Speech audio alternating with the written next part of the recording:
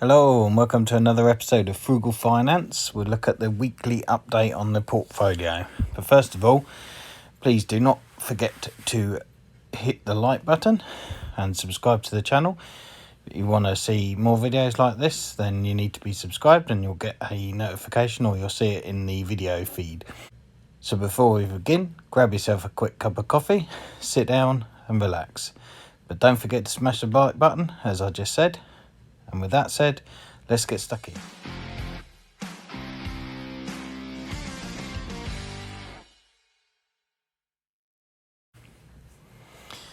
So this week's been a bit of an up and down week, to be honest.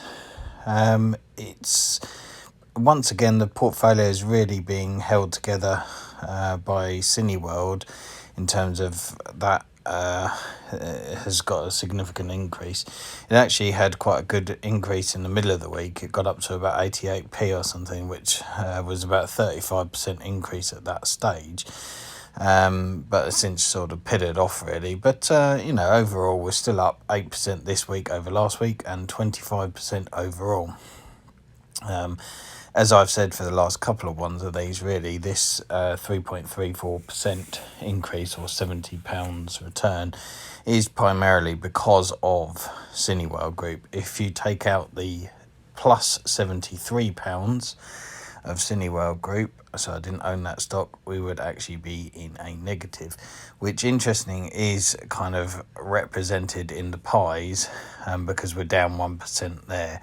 So if you then take the 70 odd quid from Cineworld, we would probably be down about 1% on the main portfolio. Now, in principle, this week things like Apple have dropped a bit, AGNC dropped a bit, and then I think there were some various other ones like Uber dropped down a little bit. EasyJet kind of recovered back to where it was before, so the loss that I had last week on that has now been erased. But you'll see plenty of red, and you'll see that the greens are not as significant as they were a little while ago. See Uber here is only up 3%. I did actually put in half a share earlier in the week, but I suspect on the news that the gig economy has been awarded kind of almost like employment status, has probably affected Uber a little bit. So basically what that is they've said that anybody that works for Uber should be entitled to paid leave and various other employment rights, and they are not effectively contractors or self-employed. So obviously that's quite significant for Uber's business model, because obviously you do have to pay things like national insurance on top of employers, which a lot of people that are employed forget that when they say, oh, I'm on say 30 grand a year or something, and that's what my boss pays me. Well, the thing is the company have to pay 13.5% on top of that, so they're actually paying you about £34,000, not including obviously pensions, which they have to contribute for. That might be another 3%. So your base salary is 30 grand, but they're probably paying you closer to 35, even 36 grand a year.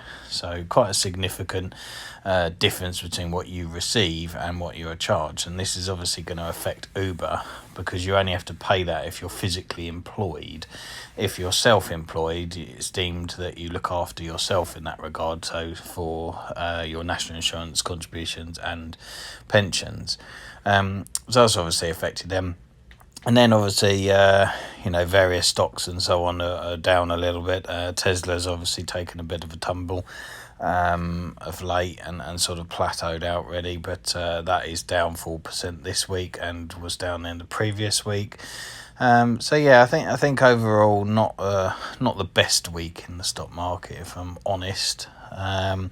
However, next week hopefully things will start to bounce back. The government are due to, in the UK at least anyway, due to set out their kind of roadmap to getting out of the lockdown that we're in. So hopefully that will have a positive impact, but I suspect if it's too positive, it might even have a negative impact. So we'll see how the stock market reacts to that. It'll be interesting to see, because a lot of these things are probably priced in various fluctuations. And then if we just skip on over to where we hide Neo essentially under the trading 212 invest. I say hide, but it's basically not covered by the ISA wrapper essentially. That again is down this week. We're down this week 8.1%. My average buy price is $58, currently trading at $55. It is likely that I'll buy some more of that if it is still effectively on sale next week, because they're having their earnings announcements on the 1st of March, I believe, although I'm sure someone will correct me if that's the incorrect date.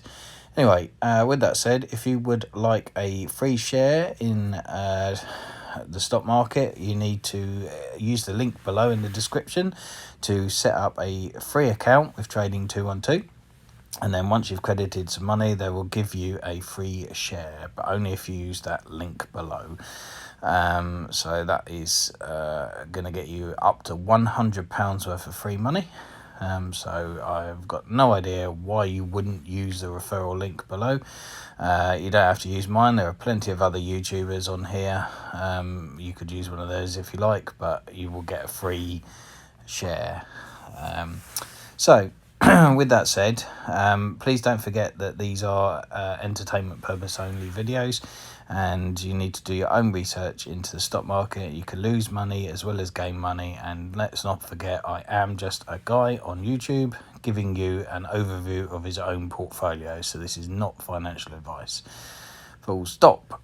With that said, please do not forget to smash the like button, comment below, subscribe to the channel. It really does help get the videos out to a wider audience. And with that said, I will see you next time.